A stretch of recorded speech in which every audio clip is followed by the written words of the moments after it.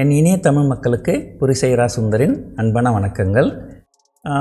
நான் இந்த எபிசோடில் ஒரு முக்கியமான விஷயத்தை பற்றி நான் பேச போகிறேன். கடந்த சில வருஷங்களில் பார்த்திங்கன்னா நிறைய புரோக்கர் நிறைய குளறுபடிகள் இருந்தது. கார்வி அப்படின்னு ஒரு புரோக்கிங் கம்பெனி இருந்தது, அவங்க பேங்க்ரப்ட் ஆகிட்டாங்க. அதுக்கப்புறம் பிஎம்ஏ வெல்த் கிரியேட்டர்னு ஒரு புரோக்கர், அவங்களும் பேங்க்ரப்ட் ஆகிட்டாங்க. நமக்கு வர பெரும்பாலான கம்ப்ளைண்ட்லாம் பார்த்திங்கன்னா, சார் நான் அந்த புரோக்கர்கிட்ட பணத்தை கொடுத்தேன், அவர் இதை இன்ட்ரெஸ்ட்டுன்னு கொஞ்சம் சார்ஜ் பண்ணிட்டாரு, பீக் மார்ஜின் பெனால்ட்டின்னு சார்ஜ் பண்ணிட்டாங்க, அதை திரும்ப வாங்குறதுக்குள்ளே எங்களுக்கு போதும்னு ஆகிடுது சார், அதெல்லாம் என்ன பண்ணுறது, அதனால் இந்த புரோக்கர்கிட்ட பணம் போனாலே அதை அவங்க மிஸ்யூஸ் பண்ணுறாங்களோ அப்படிங்கிற ஒரு சந்தேகம் வந்துடுது.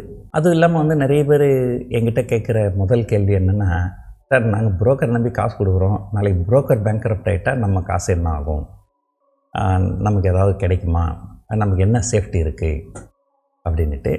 ஸோ இதனால தான் பார்த்திங்கன்னா பெரும்பாலும் பார்த்திங்கன்னா வங்கி சார்ந்த broking companies, HDFC bank, ICICI bank, Kotak bank, இவங்க எல்லாமே ஒரு புரோக்கிங் ஹவுசஸ் வச்சுருக்காங்க. பெரும்பாலும் நிறைய பேர் அவங்கள நம்பி அதில் அந்த புரோக்கிங் ஃபார்முக்கு போகிறாங்க. ஆனால் என்ன தான் ஒரு புரோக்கர் வங்கி சார்ந்த புரோக்கராக இருந்தாலும் அந்த புரோக்கிங் என்டிட்டின்றது ஒரு தனி என்டிட்டி. ஸோ அதுக்கு உண்டான ரிஸ்க் நமக்கு இருக்க தான் செய்யுது. அதுவும் இல்லாமல் ஆரம்ப காலத்தில் இந்த வங்கிகள் சார்ந்த புரோக்கர்ஸ்லாம் பார்த்திங்கன்னா அதிகமான புரோக்கரேஜ் வாங்கின்னு இருந்தாங்க. ஸோ அதனால தான் நிறைய ப்ரைவேட் பிளேயர்ஸ் உள்ளே வந்தாங்க. ஸோ இப்போ ஒரு என்ன சொல்கிறதுனா, ஒரு லெவல் பிளேயிங் ஃபீல்டு இல்லை அப்படின்னு தான் சொல்லணும். சில சிறிய புரோக்கர்கள் நல்ல புரோக்கராக இருக்கலாம், இருந்தாலும் மக்கள் அவங்கள நம்ப மாட்டேன்றாங்க. ஏன்னா இவங்களை நம்பி எப்படி பணம் கொடுக்குறது, இவங்க பேங்க்ரப்ட் ஆகிட்டால் என்ன பண்ணுறது அப்படிங்கிறது. ஸோ இதுக்காக ஒரு லெவல் பிளேயிங் ஃபீல்டை க்ரியேட் பண்ணுறதுக்காக செபி ஒரு புதிய முயற்சியை மேற்கொண்டுள்ளதாக எனக்கு ஒரு தகவல் வந்திருக்கு. அதை பற்றி தான் நம்ம இந்த எபிசோடில் பேச போகிறோம். ஸோ இதுக்கு முன்னாடி நான் உங்களுக்கு இனிஷியல் பப்ளிக் ஆஃபரிங், ஐபிஓ அப்படிங்கிறத பற்றி சொல்லிடுறேன். ஸோ இந்திய பங்குச்சந்தைகளில் உலக பங்குச்சந்தைகள் இல்லாத நிறைய விஷயங்கள், நல்லதும் சரி கெட்டதும் சரி பண்ணியிருக்கிறாங்க. அதில் நல்ல விஷயங்களை பற்றி மட்டும் நம்ம பேசுவோம். முன்னெல்லாம் பார்த்திங்கன்னா ஒரு 10-15 வருஷத்துக்கு முன்னாடி என்னுடைய நண்பர்கள்லாம் நிறைய பேர் பப்ளிக் இஷ்யூக்கு அப்ளை பண்ணுவாங்க. அந்த நம்ம செக் அவங்களுக்கு அனுப்பிடணும், நம்ம பணத்தை அவங்களுக்கு அனுப்பிடணும். அது நமக்கு அலாட்மெண்ட் கிடைக்கலன்னா அவங்க ரீஃபண்ட் அனுப்பணும். அந்த ரீஃபண்ட் சில கம்பெனிகள் வேணும்னே டிலே பண்ணாங்க. ஏன்னா அது அந்த மீன் பீரியடில் அந்த பணத்துக்கு வர இன்ட்ரெஸ்ட் அவங்க என்ஜாய் பண்ணுறாங்க. இந்த மாதிரிலாம் நிறைய கம்ப்ளைண்ட் இருந்தது. அப்போது ஒரு செபி ஒரு புதிய ஒரு ஸ்கீம் ஒன்று கொண்டு வந்தாங்க. அதுக்கு பேர் ASBA, application supported by blocked amount. உங்கள் பணத்தை நீங்கள் உங்கள் வங்கி கணக்கில் வச்சிடலாம், நீங்கள் பப்ளிக் இஷ்யூ அப்ளை பண்ணலாம்.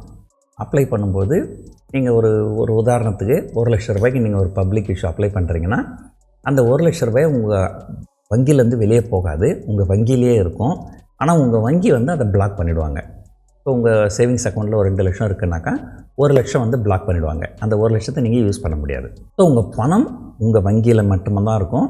ஆனால் நீங்கள் ஐபிஓக்கு அப்ளை பண்ணுறீங்க, நான் 1 லட்ச ரூபாய்க்கு நான் ஷேர் வாங்க தயாராக இருக்கிறேன் அப்படின்னு சொல்லிவிட்டு, அதுக்கப்புறம் உங்களுக்கு ஷேர்ஸ் எதுவும் அலாட் ஆகலை அப்படின்னா, அதான் உங்கள் பணம் நீங்கள் ரீஃபண்டுக்கெல்லாம் அலைய வேண்டியதில்லை, உங்கள் பணம் உங்கள் பேங்க் அக்கௌண்ட்லேயே இருக்கும்.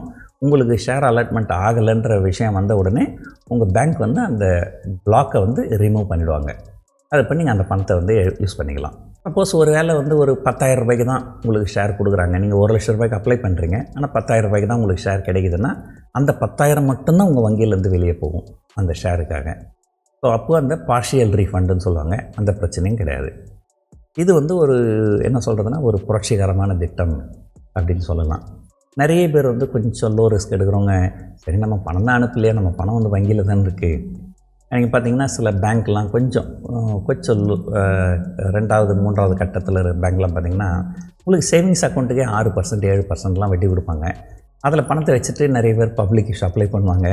ஏன்னா வங்கியில் இருக்கிற பணத்துக்கு நமக்கு இன்ட்ரெஸ்ட் கிடச்சின்னா இருக்குது, ஷேர் கிடச்சா மட்டும்தான் காசு வெளியே போகும், இல்லைனா போகாது. இப்போது செகண்டரி மார்க்கெட்டுக்கும் அந்த மாதிரியான ஒரு விஷயத்தை இப்போ செபி யோசனை பண்ணிட்டு இருக்கிறாங்க அப்படின்னு நான் கேள்விப்பட்டேன். அதாவது என்னென்னா, இப்போ நம்ம என்ன பண்ணுறோம், ஷேர் வாங்கணும்னா நம்ம காசை புரோக்கர் அக்கௌண்ட்டுக்கு மாற்றுறோம், அதுக்கப்புறம் நம்ம ஷேர் வாங்குகிறோம். இதுக்கு மேலே அப்படி இருக்காது. ஸோ உங்கள் பணம் உங்கள் வங்கியிலேயே தான் இருக்கும். நீங்கள் ஏதாவது ஒரு ஷேர் வாங்குறீங்க அப்படின்னு சொன்னால், நீங்கள் வாங்கினதுக்கப்புறம் உங்கள் பேங்க்லேருந்து பணம் டைரெக்டாக எக்ஸ்சேஞ்சுக்கு போய்டும். நீங்கள் ஷேரை விற்றீங்கன்னா பணம் வந்து டைரெக்டாக எக்ஸ்சேஞ்சிலேருந்து உங்கள் பேங்க் அக்கௌண்ட்டுக்கு வந்துடும். ஆனால் இப்போ எப்படி இருக்குனாக்கா, நீங்கள் வந்து பணத்தை உங்கள் வங்கியிலேருந்து உங்கள் புரோக்கருக்கு மாற்றி அதுக்கப்புறம் தான் நீங்கள் ஷேரை வாங்கணும். அதே போல் நீங்கள் ஷேரை விற்றீங்கன்னா உங்கள் புரோக்கருக்கு தான் காசு வரும்.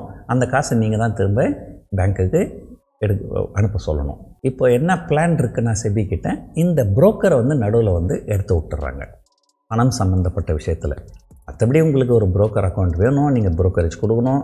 புரோக்கர் வந்து உங்களுக்கு ட்ரேடிங் டெர்மினல் கொடுப்பாங்க, உங்களுக்கு பேக் ஆஃபீஸ் ஆப்ரேஷன்ஸ் கொடுப்பாங்க, அந்த சர்வீஸ்லாம் கொடுப்பாங்க. ஆனால் பணம் வந்து இன்வால்வ் ஆகாது. இப்போ பணம் வந்து ஒரு புரோக்கர்கிட்ட போகலைன்னு சொன்னாலே இப்போ இருக்கிற பிரச்சனையில் 90% பிரச்சனைகள் தீர்வதற்கு வாய்ப்புகள் நிறைய இருக்குது. இந்த திட்டம் வந்ததுன்னா இது வந்து ஒரு மிகப்பெரிய புரட்சிகரமான திட்டமாக இருக்கும். இது வரைக்கும் உலகத்தில் வேறு எந்த ரெகுலேட்டரும் இந்த மாதிரியான ஒரு புரட்சிகரமான திட்டத்தை செயல்படுத்தினதான் எனக்கு தெரியல. பார்ப்போம் இன்னும் சில மாதங்களில்.